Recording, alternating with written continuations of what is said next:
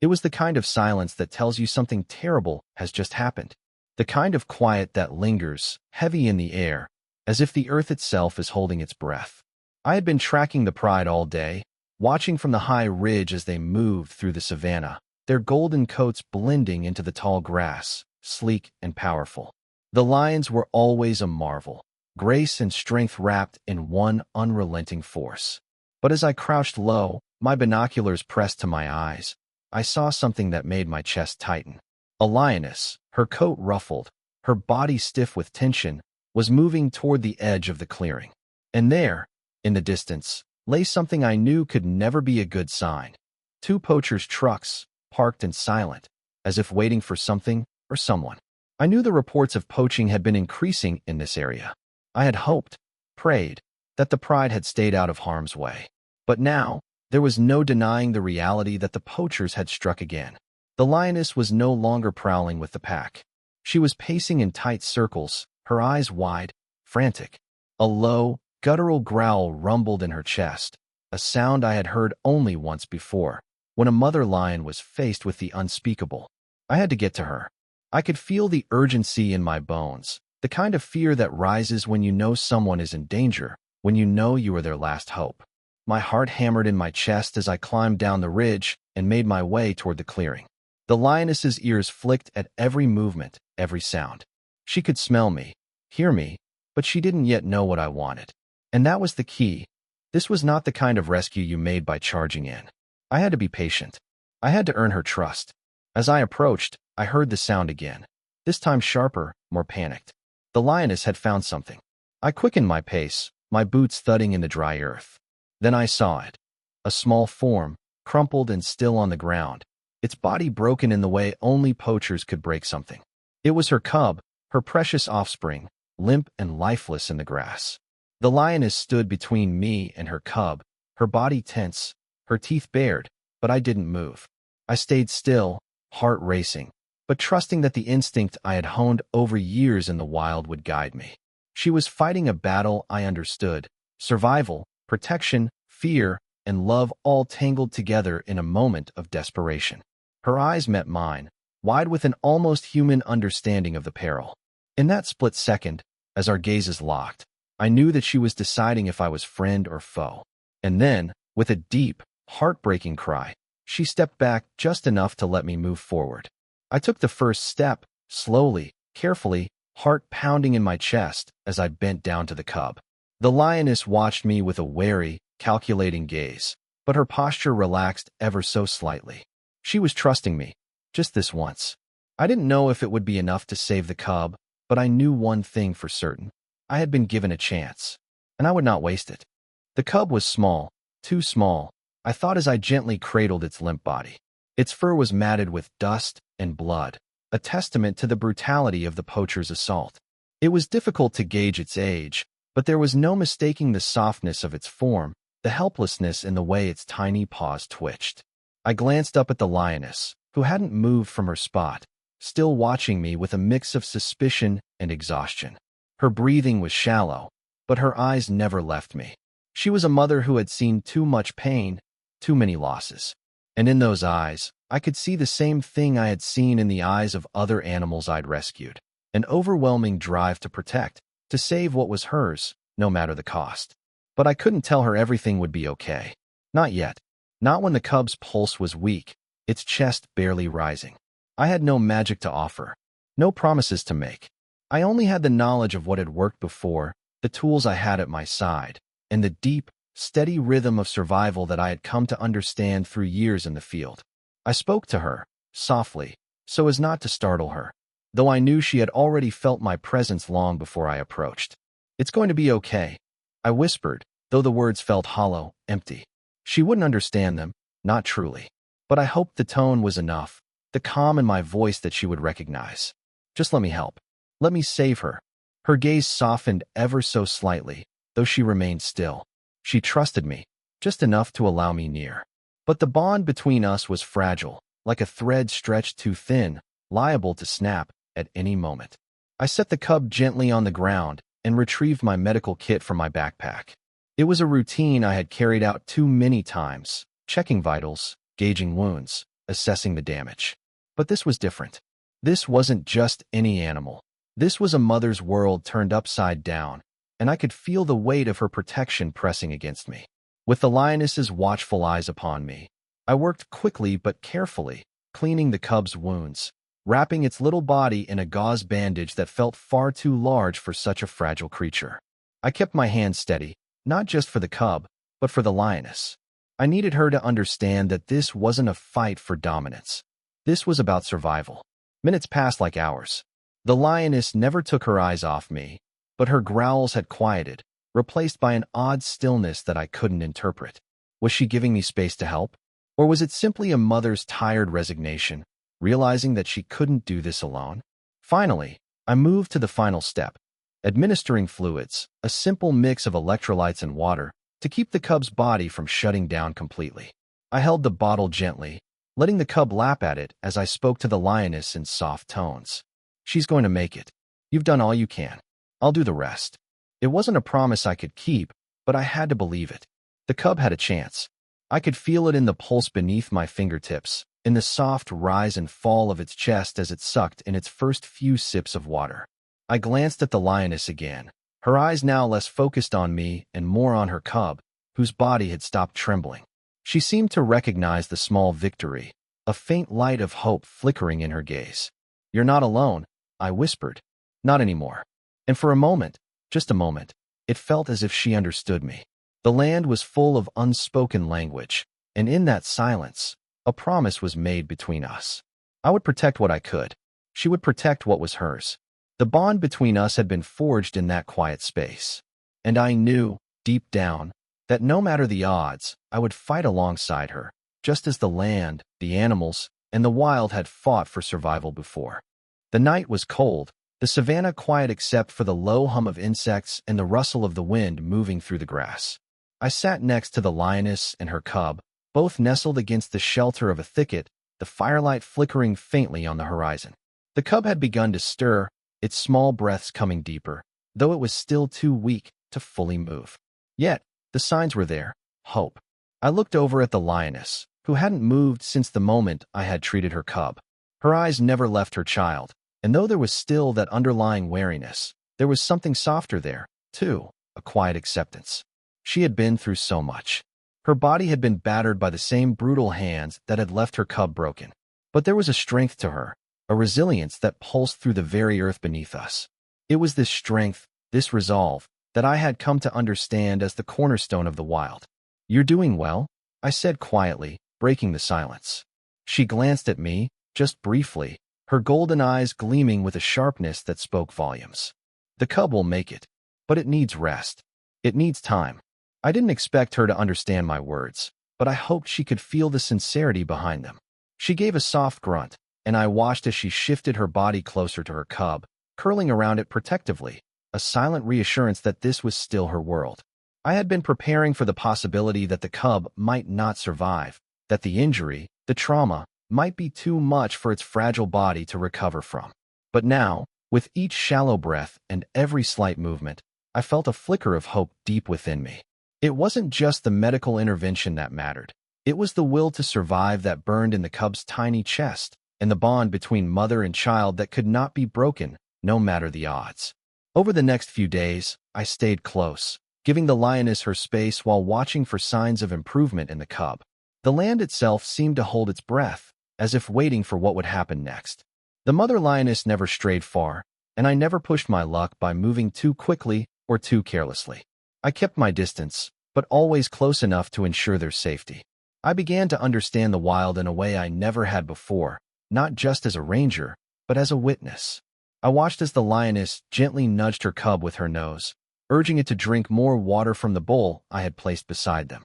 Each time the cub stirred, her movements were careful, almost tender.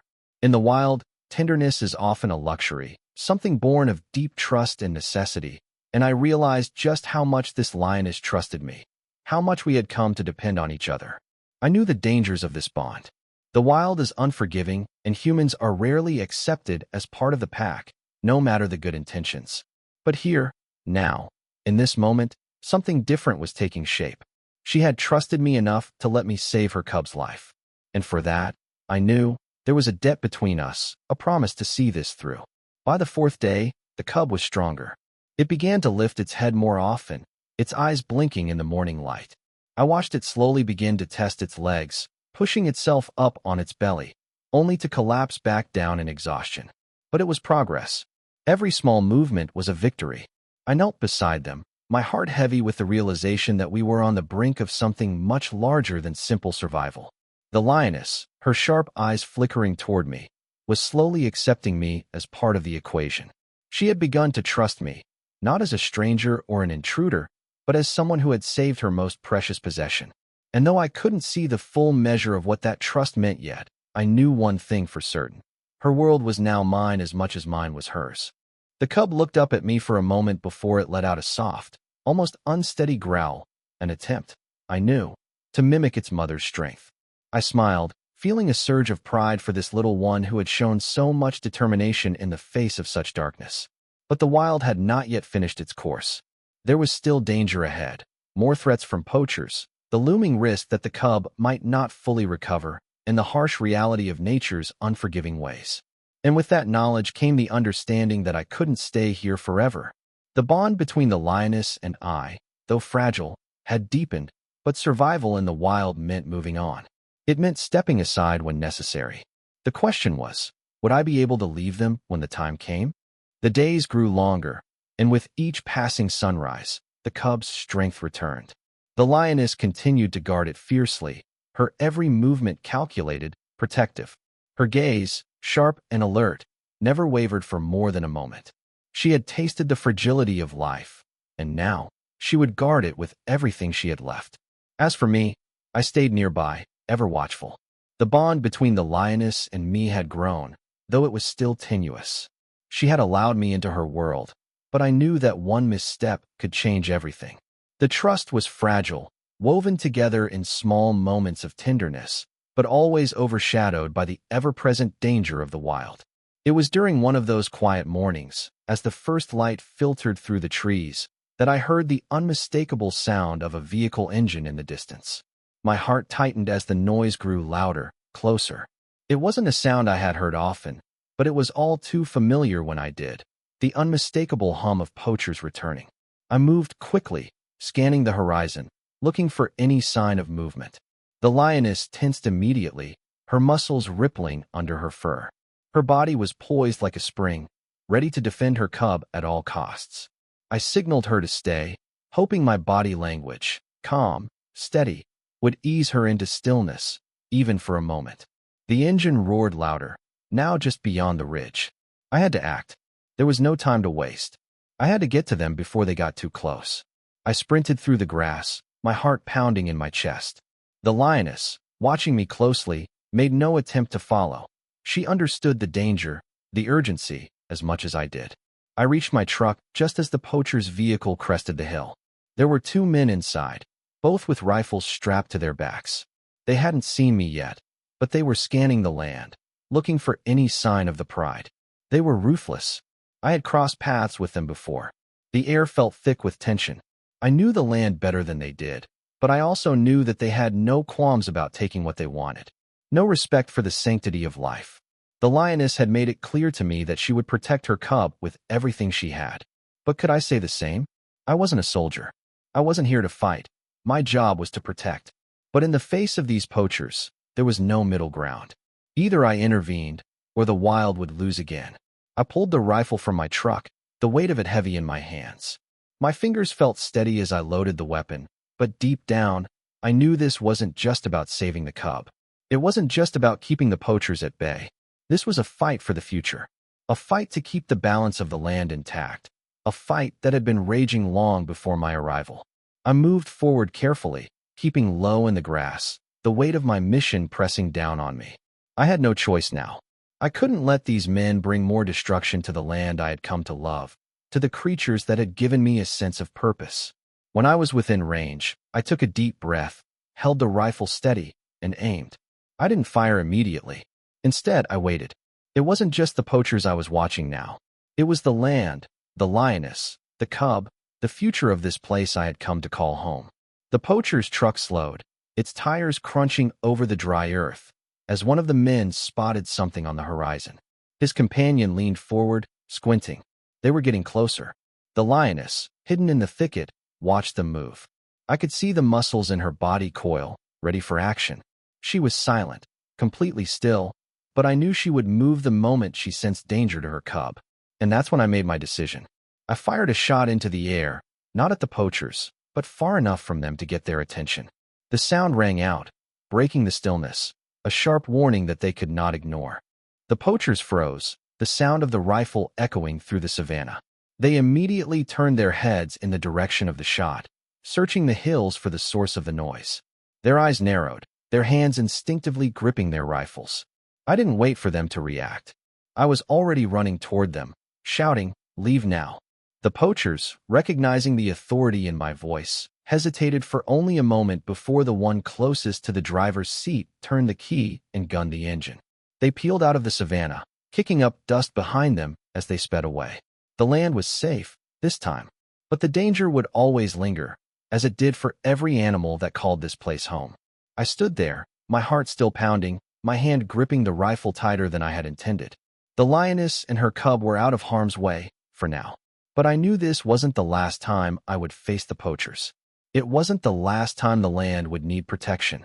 But as I looked back at the lioness, watching from the thicket, I knew one thing for certain. This bond between us, this fragile, powerful trust, had just begun. And I would fight for it, for her, and for the cub, no matter the cost. The days following the poachers' retreat were marked by a tense quiet. I kept my distance from the lioness and her cub, though I remained nearby, watching from afar as they settled into their makeshift haven in the thicket. The cub, while still fragile, showed signs of recovery. It began to stir more often, its small body finding strength in the nourishment I had provided. But the lioness, she never let me out of her sight. She was a mother in the truest sense of the word. Every move she made was calculated, her eyes constantly scanning the horizon, listening for the smallest disturbance. The protective instinct was a part of her now, woven into the very fiber of her being. She wasn't just guarding her cub from physical threats.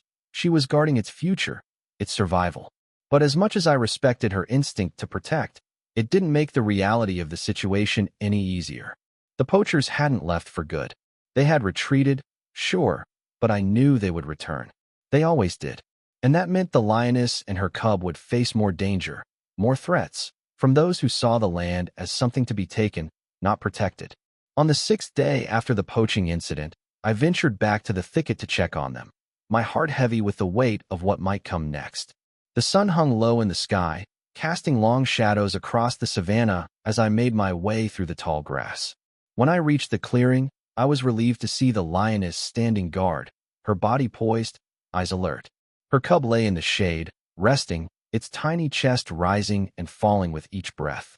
I watched them for a moment, taking in the quiet beauty of the scene. For now, they were safe, but I knew that wouldn't last forever. I took a step forward, slow and deliberate, when the lioness's head snapped up. Her body tensed in an instant, every muscle primed to react. I froze, heart in my throat. Her gaze locked onto mine, her eyes fierce with the protectiveness that burned within her. "Easy," I whispered, staying where I was, hands raised in a gesture of peace. "It's me." But she didn't lower her guard. She didn't trust me fully, not yet, not with the cub. And who could blame her? She had seen enough death, enough loss, to know that trust is a fragile thing, easily broken. I took another step forward, this time slowly lowering myself to the ground, making myself smaller. The last thing I wanted was to make her feel cornered. I knew this dance well, the slow, patient approach that was often the only way to build trust with the wild. Minutes passed like hours as I remained still, waiting for her to make the first move. I knew it was a risk to approach her so directly, but the cub needed me. It needed care, and I could see that the lioness, while fierce in her protection, was exhausted. She was doing everything she could, but even she couldn't do it alone forever. Finally, the lioness lowered her head slightly, her body still taut with readiness, but the growl in her throat had softened. I could see the hesitation in her eyes, the battle raging within her, a mother's instinct to protect her cub, and a growing understanding that I had not come to harm them, but to help. Slowly, I reached into my bag, taking out a small bowl of water and placing it in front of me. The lioness watched me, her gaze unwavering, as I gently pushed the bull toward the cub. I didn't move for several minutes. The tension in the air was thick, but then, finally, I saw it. The cub, still weak but growing stronger by the day, pushed itself up on wobbly legs and stumbled toward the water. The lioness didn't stop it. She didn't move at all, as if allowing me this moment, this small act of healing, was all she could give. The cub lapped at the water, its tiny tongue flicking at the bowl, and I saw the first signs of life in its eyes. The mother lioness didn't break her gaze, but her posture relaxed just slightly. I didn't press my luck. I sat still, watching, letting them take the lead. The cub finished drinking and turned back to its mother, nuzzling into her side for comfort. She gently nudged it with her nose, her expression softening, even if just for a moment. The trust between us had not yet been fully forged, but this small act, this quiet gesture of survival, had shifted something. I stood, slowly, and gave them the space they needed.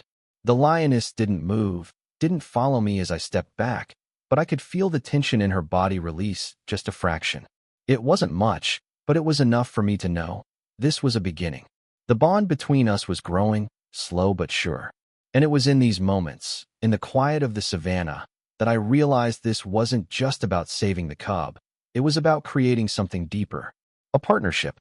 A shared promise that we would protect this life, this land, together. The days following the quiet victory of the cub's first drink were filled with small moments of progress. The lioness's protective stance softened little by little, her eyes no longer sharp with suspicion every time I moved. I continued to bring food and water, slowly inching closer to her world with each passing day, always mindful of the delicate balance we were walking. But the true test of our bond, of the cub's survival, was still to come. One evening, as the sun set behind the distant hills, casting long shadows over the land, I felt the air shift. The wind was moving differently, as though carrying a warning, a subtle change I couldn't yet put my finger on. I stood outside my truck, the last light of the day glimmering through the grass, when I heard it, a sound I couldn't mistake. The low growl of something big, something dangerous. My breath caught in my throat. The lioness stood at the edge of the thicket, her eyes locked onto something in the distance. Her muscles rippled beneath her fur, her ears flattened against her head, and she growled again, a sound that cut through the stillness, both a warning and a promise. She was protecting her cub, I realized, and from the way she was behaving, I knew whatever threat was on its way was not something we could ignore. I followed her gaze toward the horizon, my heart pounding, and I saw them. Two figures, dark against the fading sky. It took only a moment to identify them, other poachers. More of them. And this time, they were close enough to pose a real threat. The lioness's growls grew louder, more insistent. Her body tensed, her protective instincts rising with the threat she sensed. I couldn't blame her. The cub was vulnerable, still weak, and I had no illusions about the danger they presented. The poachers were ruthless. They didn't just kill for sport, they killed for profit. And that meant the cub, the mother, and the entire pride could be in danger again. I moved quickly, running back to my truck, where I kept my rifle. The cold metal of the weapon felt familiar, but I couldn't allow myself to focus on it now. This wasn't about firing the first shot. It was about stopping them before they got too close. I checked the chamber, heart racing, but as I was about to take action, I heard a sound that froze me in my tracks. A rustle, low and quick, and then the unmistakable crack of a branch snapping under heavy weight. My eyes darted to the thicket where the lioness had been standing just moments ago. She was gone. My stomach sank. I ran towards the thicket, my feet heavy with urgency. I had no idea where she had gone, but my mind was already racing, thinking of all the things that could go wrong. The lioness was no longer just an animal I was helping. She was a force, a protector of her cub, and now, she was out there facing a danger I had yet to fully grasp. As I entered the thicket, I saw her, standing tall, her body a wall between the poachers and the cub. Her growl was low, almost a rumble, as she bared her teeth, daring anyone to come closer. The poachers were too close, their guns slung over their shoulders, their eyes wide with disbelief that they had been discovered. They had underestimated her, mistaken her vulnerability for weakness. I didn't wait. I fired a warning shot into the air, the sound echoing through the savannah like a clap of thunder. The poachers stopped, their heads snapping toward the direction of the sound. I could see the confusion in their eyes, the hesitation. They had heard my presence, but they hadn't known I was armed. The lioness didn't flinch. She stood her ground, unmovable, watching them with unwavering resolve. And as the poachers slowly turned to leave, perhaps realizing they weren't the only hunters in the field, she let out one final growl, a triumphant sound that carried the weight of every mother's promise. The poachers didn't come back that night. They didn't return the following day either.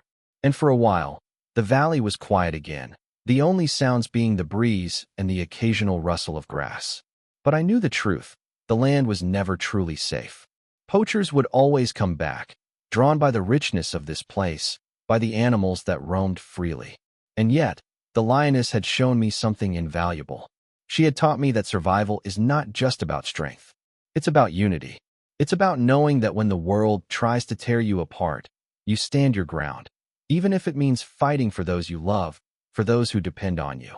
As I stood there in the silence, watching the lioness and her cub move back into the thicket, I understood.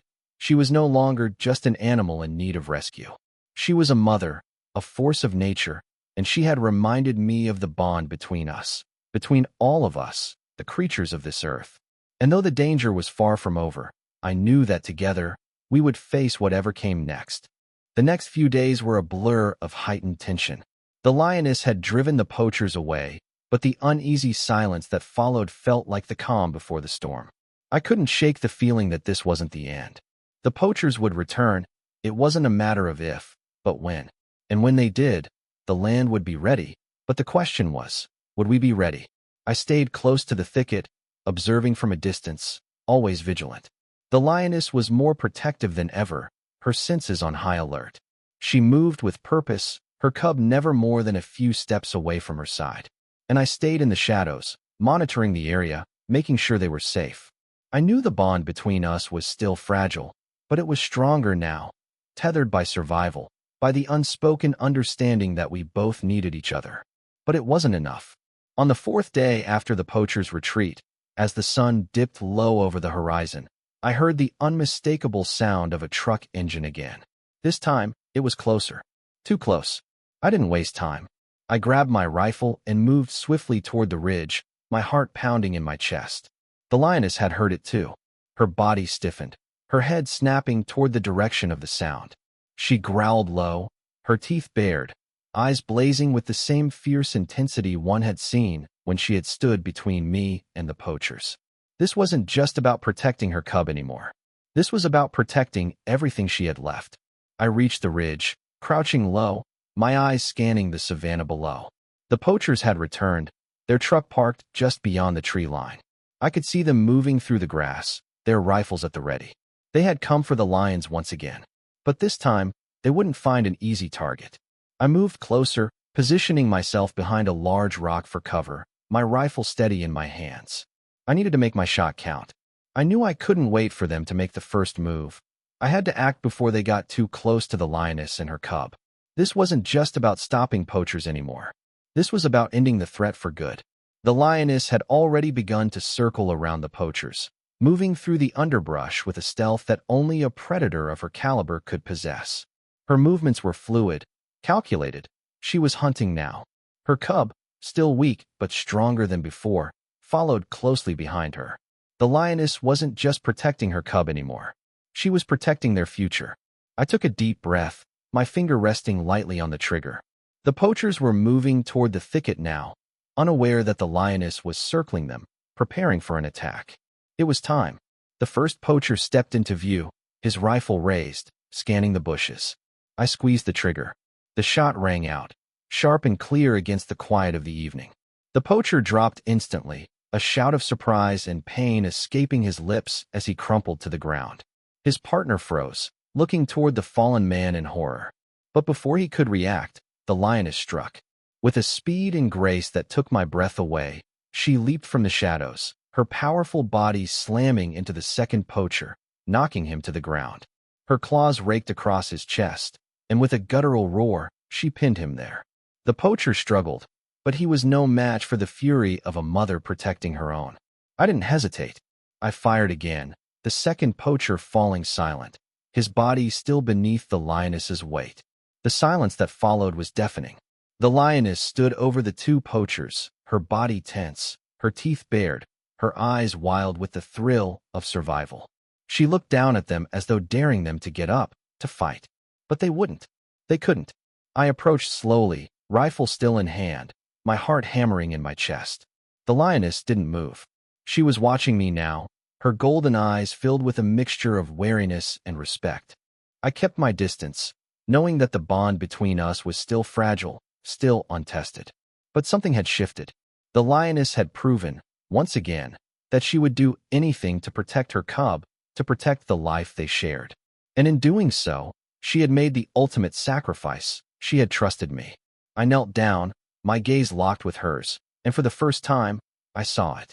Not just the lioness, the protector, the warrior, but the mother. The bond between them was unbreakable. It was a bond one would fight for, too.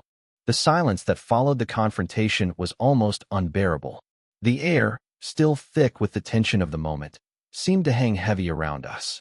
The lioness remained by the fallen poachers, her body still poised and alert, her gaze never leaving me. It was as if she were waiting for me to make the next move, to ensure that the danger had passed, that the threat to her cub was finally gone. I took a deep breath, my heart still racing. The rifle was heavy in my hands, its presence a reminder of the violence we had just faced. I lowered it slowly, watching as the lioness moved away from the poachers, her body relaxing just a fraction as she made her way toward her cub. The cub, still weak, was watching from a distance, its eyes wide with both fear and curiosity. I had no idea how much it understood, but I knew it had felt the tension, the urgency, and the danger. The lioness nudged the cub gently with her nose, guiding it back into the thicket. She had done her job, protected her young. And now, it was time to let them heal. I stayed where I was, a quiet observer now, giving them space to regroup. The wind began to shift, blowing gently across the savannah, carrying the scent of earth and life. It was as if the land itself had breathed a collective sigh of relief. But I couldn't stay. The poachers would have heard the gunfire, even if they hadn't seen it. There were always more of them, always new threats waiting to rise. I knew this wasn't over, not yet. But for the moment, the lioness and her cub were safe. I had made sure of that. I stood up slowly, my legs stiff from kneeling for so long. The sun was setting now, casting a soft golden light over the savannah. The horizon, once a place of tension, now felt peaceful again, quiet, almost serene. The land had a way of healing itself, of moving on, even in the face of the darkest threats. But I knew that I had to go. I had to get back to the outpost, report what had happened, and prepare for whatever came next. I couldn't stay here forever. There were others in need, other animals to protect, other challenges to face. But as I turned to leave, I looked back one last time at the lioness and her cub. The lioness was still watching me, her eyes sharp and calculating. But there was something else there, too. Something softer, almost grateful. It was a look I had never seen before, a silent acknowledgement that our bond had shifted, that she had come to trust me, if only for a moment. It was a gift, one that spoke of survival, of shared purpose, and of the delicate balance between human and animal. I walked away, my footsteps slow and deliberate. The air felt different now, calmer, lighter. I didn't know what the future held, but I knew one thing for sure. This was just the beginning. The land had changed me, had shown me that survival isn't just about fighting. It's about understanding, about listening, and about knowing when to step back and let nature take its course. As I made my way back toward the truck, I could hear the lioness's low growl echoing through the thicket. But this time, it wasn't a growl of warning. It was a growl of recognition, a promise that she would protect her cub, that she would stand her ground, no matter the cost. And in return, I knew I had made a promise to her, too. I would stand by her side, as long as I could, for as long as it took. The sun dipped lower, and the savannah grew quiet once more. But the bond between us, between the lioness, her cub, and me, had been forged in the fire of survival, and nothing would ever break it. Days blended into one another after the confrontation with the poachers. The landscape, once filled with tension, now seemed to breathe in quiet rhythm, alive, but still. The lioness and her cub stayed hidden in the thicket, moving only under the cover of night or the early morning mist. They were healing in more ways than one. The cub's wounds had started to close, though it still walked with a limp. It was small, fragile, but its spirit was undiminished. It followed its mother everywhere, its tiny steps echoing the mother's pace, a constant reminder of what had been lost and what was yet to be gained. I kept my distance, but every day I returned to check on them. Each time, the lioness allowed me closer, her posture less tense, her growl softer. It was slow progress, but I could see the trust growing in the way she watched me. She wasn't the same lioness who had first confronted me. She had changed, and so had I. On the 5th day after the poachers' retreat, I ventured farther out to check the perimeter of the valley. It had been weeks since the last signs of poaching, and I hoped, naively, perhaps, that they had moved on. But the truth was, this war didn't end with one shot. The land, the animals, and the people who tried to protect them would always be at risk. This fight, I realized, wasn't just a single battle. It was an endless struggle. As I reached the ridge overlooking the valley, a movement caught my eye. I froze, instincts kicking in. The lioness. She was standing at the edge of the thicket, her body tense. Something was wrong. I lowered myself to the ground, crawling carefully toward her. The cub had wandered a little farther out than usual, still under the protection of the lioness's watchful gaze. But what caught my attention next was the flicker of movement just beyond them, shadows flitting in the distance. It wasn't a predator. It wasn't even a large animal. It was the unmistakable outline of another truck, Poachers, again. My blood ran cold. They were closer this time. This wasn't a chance encounter. They were making their move. There was no time to wait. I had to act, and I had to act quickly. I scrambled to my feet, my heart pounding in my chest. The lioness had seen them too. She growled low, deep in her chest, the sound vibrating through the earth. Her cub was still too far from her, too vulnerable. She needed to move. I needed to get her to move. Come on, come on, I muttered under my breath, moving toward the lioness slowly. She was alert now, every muscle primed for action, but she hesitated. She knew what was at stake. She knew that staying hidden would be the only way to keep her cub safe from the coming threat. But there was no time for hesitation. I took one last breath and shouted, "Move." The command was simple, but it carried the weight of everything I had come to understand. The lioness reacted instantly.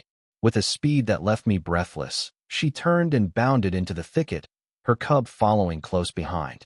They moved with the precision of predators, their every step calculated, their every decision grounded in survival. I didn't wait to see if they had made it to safety. My focus was on the poachers, who were now closer than ever, their truck inching forward through the tall grass. I grabbed my rifle, aiming it at the tires of the truck, knowing that this shot was the only chance I had to stop them. The poachers would not hesitate to kill what they thought was theirs. I fired. The sound was deafening. The truck lurched to a halt as the tire blew out, but I didn't stop. I fired again, hitting the engine this time. The truck stalled, its engine sputtering and finally dying. The poachers leapt out, their hands raised in shock, clearly not expecting resistance. I didn't move. I just stood there, rifle still trained on them, my heart pounding, my breath steady. "You're not welcome here," I said, my voice calm, but carrying the weight of everything I had learned in this place. "Leave now, or I'll make sure you don't come back." The poachers didn't argue. With quick, startled glances toward one another, they retreated, their footsteps echoing off the land. They didn't run. No, they didn't want to risk making any more noise than necessary. They were no longer the ones in control. I stood still, watching them disappear into the grass, the weight of the rifle in my hands a reminder of the power and the responsibility I carried. This wasn't just about the lioness or her cub anymore. It was about the land itself and everything that lived on it. The lioness didn't emerge immediately, but I knew she was watching. Her cub was safe for now. She had moved, she had protected, and in that, we had both done our part. But this was far from over. The poachers didn't return the next day, or the day after that, but the tension remained, like the hum of a storm just beyond the horizon, threatening to break at any moment. The lioness and her cub stayed hidden, their movements even more cautious than before. She was ever watchful, her instincts honed to a razor's edge. It was as though the land itself was holding its breath, waiting for something to shift. And then, as if to answer that silent question, the weather shifted. It began with a low rumble in the distance, the kind that makes animals uneasy, the kind of storm that you can feel before you can see. The sky darkened, the wind picking up, and the savannah was alive with the sense of something coming, something big. I knew what it was, but I wasn't ready for it. None of us were. The poachers hadn't left for good. They had been waiting, watching, tracking the lioness and her cub. They knew the land, knew its rhythms, its weaknesses, and now they were back. But this time, they weren't here just to hunt. They were here for retribution. I had seen the look in their eyes, the kind of anger that comes from being humiliated, from being stopped in their tracks. And when that kind of rage is unleashed, there is no reasoning with it. There is only survival. The wind picked up again, the scent of rain and dust swirling in the air. I glanced toward the thicket where the lioness had been staying. She was there, crouched low, her eyes scanning the horizon. Her cub was still close to her, but I knew they could not stay hidden for long. This wasn't just about poachers now. This was about the very heart of the savannah, the lifeblood of the land itself. I grabbed my rifle, the familiar weight of it grounding me, and made my way toward them. The lioness turned her head as I approached, her eyes narrowing, but she didn't move. She didn't need to. She had already made the decision. The poachers were close. I could hear the faint rumble of their engine in the distance, the sound growing louder as they drew nearer. There would be no escaping this time. They had learned from the last encounter. They would come prepared, and they would come for everything. I moved quickly, positioning myself behind a rock formation that provided a perfect vantage point over the clearing. The lioness followed, her eyes never leaving me, her body tense with the knowledge that this was the final confrontation. There would be no more waiting, no more hesitation. This was their fight now. The truck came into view, its headlights cutting through the fading light of the evening. The poachers hadn't seen us yet, but I knew they would. And when they did, there would be no turning back. I raised my rifle, my finger steady on the trigger. I had to make this count. The poachers were nearly in range now, their truck rumbling closer. I could hear the men shouting at each other, their voices loud and brash, as they moved toward the thicket where the lioness had been hiding. Then, without warning, the lioness leapt from her hiding place, her powerful form soaring through the air like a shadow in the dusk. She landed with a deafening thud, knocking the first poacher to the ground. Her teeth flashed in the dim light as she growled, a primal, bone-rattling sound that echoed through the clearing. The poachers froze, momentarily stunned. But then, the second man raised his rifle, aiming at the lioness. Without thinking, I fired, my shot hitting the weapon from his hands, sending it tumbling to the ground. He turned to face me, eyes wide with fear, but I didn't hesitate. I fired again, hitting his leg, sending him sprawling to the ground with a howl of pain. The first poacher, realizing he was outmatched, scrambled to his feet, but he was too late. The lioness pounced, her claws sinking into his chest as she pinned him down. His screams were cut short as the land claimed him, just as it had claimed so many before him. I stood there, rifle raised, watching the lioness finish what she had started. There was no joy in it, no satisfaction. This wasn't a victory. This was survival. This was the way of the wild. The way the earth had always worked, brutal, unforgiving, but necessary. When the dust settled, the lioness stood over the poachers, her eyes glowing in the last rays of the setting sun. Her cub moved cautiously toward her, its small body still stiff with the fear of the unknown, but it stepped closer, instinctively trusting its mother's protection. I lowered my rifle, the weight of the moment settling over me. The battle was over. The poachers were no longer a threat. But the cost was something that I could never truly measure. The lioness turned her gaze to me, her eyes soft but steady. There was no growl, no warning. She didn't need to say anything. She had protected what was hers, and in doing so, she had made me a part of her world, a world I would now defend, no matter the cost. The moon hung low over the savannah, casting a soft, pale light across the ground. The aftermath of the battle still lingered in the air, a tension that neither the lioness nor I could shake off. The poachers were gone, their lives claimed by the very land they had sought to exploit. But there was no triumph in the air, no relief to be found. In the wild, there is only survival, and sometimes survival comes at a price. I stood there, my eyes fixed on the lioness as she slowly moved away from the fallen poachers. Her movements were fluid, graceful, yet laden with the weight of what had just transpired. She had protected her cub, yes. She had fought for her life and the future of her pride. But I could see it in her eyes. This had not been easy. This was a mother's battle, and the cost was steep. The cub, though still small and weak, was moving a little more confidently now. It limped toward its mother, nudging her gently with its small nose. She responded with a soft nudge of her own, her tail flicking behind her as she moved protectively around the cub. It was a moment of peace, a brief respite in the chaos, but it didn't last long. I knew better than to think that the danger had truly passed. The poachers would return, maybe not the same men, but others. There would always be others. I could hear the distant rumble of thunder, the storm that had been threatening to break for hours finally rolling in. The wind shifted, and with it came the smell of rain. The Savannah had a way of cleansing itself, washing away the blood of battles fought and the pain of what had been lost. But there was no real cleansing, no true forgetting. The earth carries everything with it, every death, every victory, and every scar. I turned to leave, but the lioness's eyes caught mine again, and for a moment, neither of us moved. There was no growl, no sign of aggression. There was only the shared understanding between us. She had let me help her cub. She had trusted me enough to allow me to fight by her side. In return, I had made sure she and her cub were safe, for now. I slowly made my way toward the truck, my boots heavy with the weight of everything I had witnessed. I had saved them, yes, but the reality of the wild was never so simple. It wasn't just about the battles won. It was about the ones that never ended. The lioness knew that. And now I knew that too. I stopped just before reaching the truck and looked back at the lioness one last time. She stood still, her body silhouetted against the darkening sky, the cub nestled safely at her side. For a brief moment, everything felt still.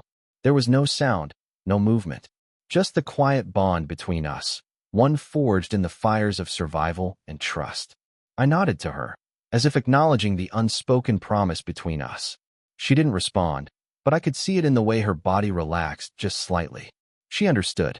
The battle for this land, for this future, wasn't over. It was only beginning. The rain began to fall, light at first, but then heavier, washing away the dust of the Savannah and the blood of the fallen.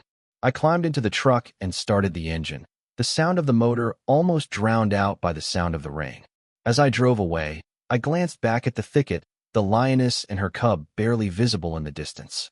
I knew I would return. The Savannah would always call me back, just as it called the lioness, just as it called the animals who depended on it. We were all part of this land, and we would continue to fight for it, to protect it, no matter the cost. The days that followed the storm brought a kind of peace, but it was the kind of peace that settles only after the wild has weathered its trials. The lioness and her cub continued to grow stronger with each passing day. The cub was no longer limping, its small body now filled with the vibrant energy of youth. It explored its surroundings with curiosity, always within the protective circle of its mother's watchful eyes. I, too, had returned to the land, day after day, always watching, always listening. The poachers were gone, but there were always whispers in the wind, the promise of future threats, the reality that nothing in the wild stays safe for long. But it was in the quiet moments, the ones shared between the lioness and her cub, that I realized something I hadn't fully understood before. Survival isn't just about fighting. It's about balance.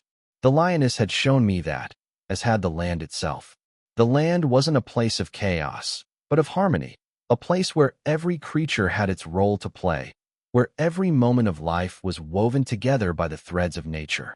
We were all part of it, linked in ways I had only begun to understand.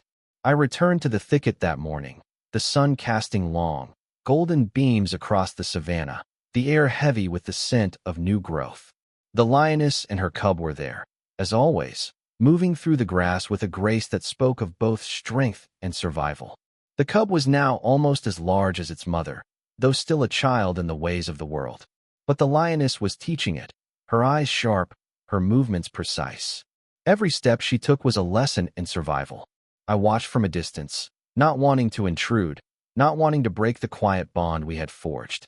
The land had taught me so much, and I knew I had a part to play in it, a role not of control, but of stewardship. I wasn't meant to fight the land or its creatures. I was meant to protect them, to ensure that their stories, their legacies, continued on. And in that moment, I realized that my journey with the lioness and her cub had not been just about saving them. It had been about learning how to coexist with the land, how to be a part of its cycle rather than standing apart from it.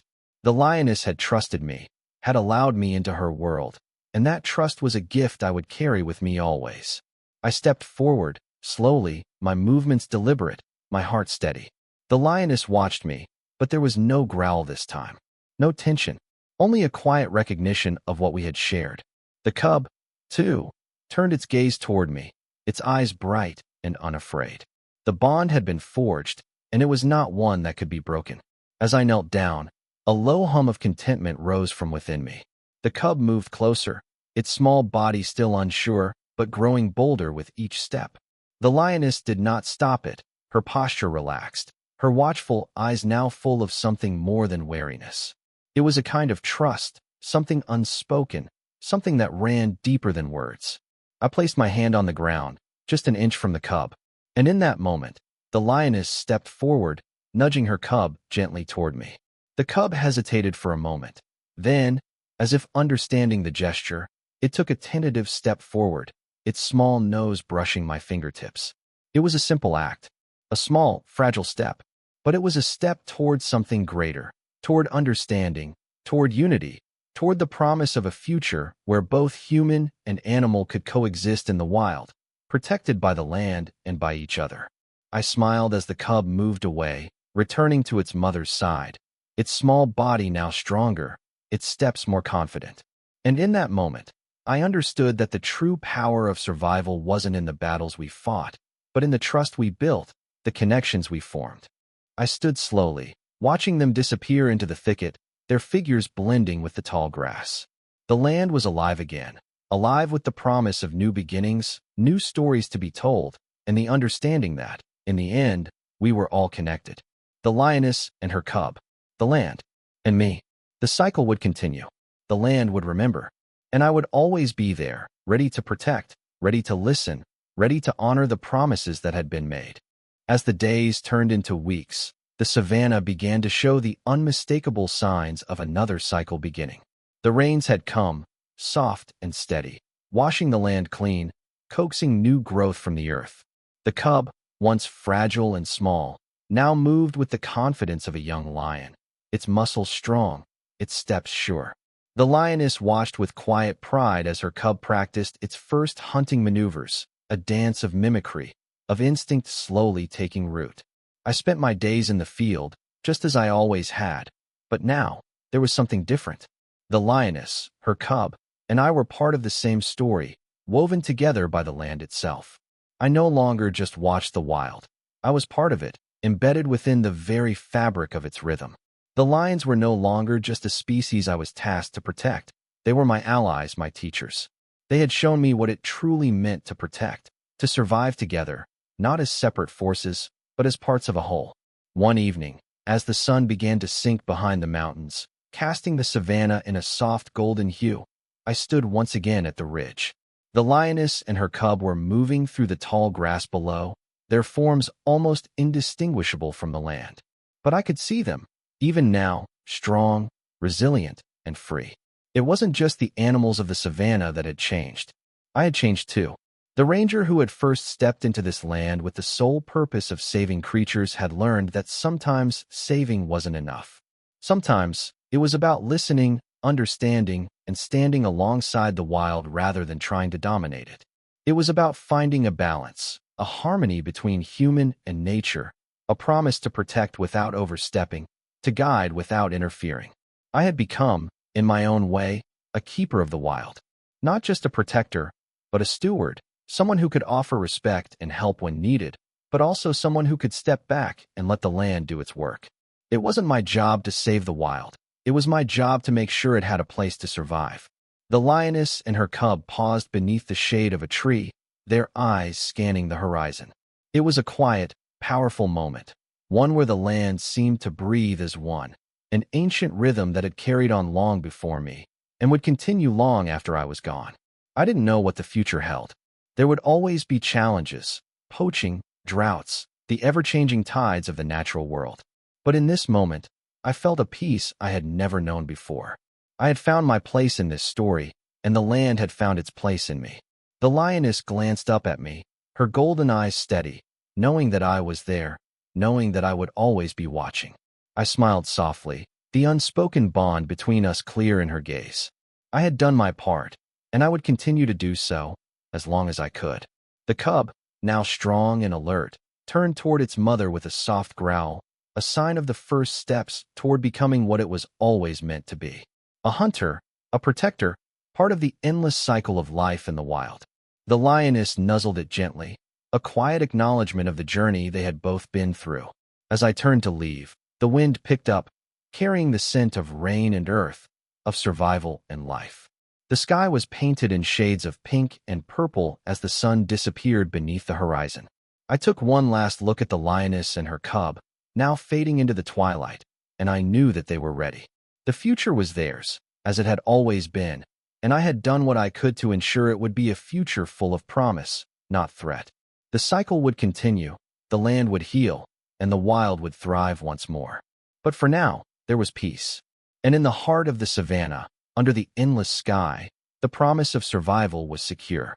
As the seasons passed, the cycle of life continued in its quiet, unstoppable way. The rains came and went, and the savannah breathed with the rhythm of time, growth, decay, and rebirth. The lioness and her cub were no longer the fragile pair they had once been. The cub, now a young lion, had become a part of the pride, strong and resilient, learning the ways of the wild under the watchful eye of its mother. I, too, had found my rhythm. I no longer moved with the urgency of someone trying to change the course of fate.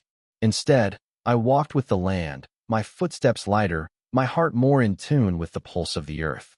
The wild had become my home, not just because I had chosen it, but because it had chosen me. I was no longer just an observer. I was a part of the fabric of this place, as much as the grass and the trees, the animals, and the sky. But there were still challenges. There always would be. The poachers never fully disappeared, though they had grown quieter, more elusive. There would always be those who sought to exploit the land, to take what wasn't theirs. But I had learned, over the years, that the land could protect itself, that nature had a way of balancing out the threats it faced. And sometimes, it didn't need humans to fight its battles. It needed us to respect it, to protect it from the sidelines, to help preserve what was sacred without trying to control what could never be tamed. I made regular visits to the pride, checking on the lioness, now a seasoned protector, and her cub, no longer a cub, but a lion in its own right. I could see the strength in the young lion's eyes, the same determination that had once burned in its mother. It would one day take its place as the leader of its own pride, a king of the savannah. And in that moment, I realized something important. The legacy I had fought for, the bond one had helped forge, would live on in the pride, in the cubs that would follow, and in the stories that would continue to be told. One evening, I stood once more on the ridge, watching the pride move through the grass, the lioness leading the way, her cub now a young adult trailing behind her, learning the ways of the wild. The sun was setting, casting long shadows across the savannah. The air was still, and the landscape seemed to hum with life, the silence of the moment as profound as any battle won. I watched them, mother and son, moving together, their heads held high, their bodies sleek and powerful. The pride was thriving, and the cycle would continue, generation after generation. The cub had grown, and now it would carry on the legacy of its mother, the lessons of survival, protection, and love, passed down through the years. I had played a small part in that legacy. And though my time in the savannah was nearing its end, the impact of what we had done together, the lioness, her cub, and I, would live on forever. I smiled softly to myself, the weight of the years I had spent here pressing gently against my heart. I had learned to listen, to understand, to protect, and most importantly, to respect. And now, in the quiet of the evening, I knew that the land would carry on, just as it always had, just as it always would. The eagles, the lions, the trees, all of it would continue to breathe, to grow, to thrive. I took one last look at the pride before turning back toward the truck. There was work to be done, and I would continue to protect this place, to listen, to watch over it. But I knew one thing for certain. This land, these animals, this wild, beautiful world, had become my legacy. And as the night fell, I knew that the cycle of life, love, and survival would continue, long after I was gone, as it always had. The stories would live on, whispered by the wind, carried by the earth. The wild would never be forgotten.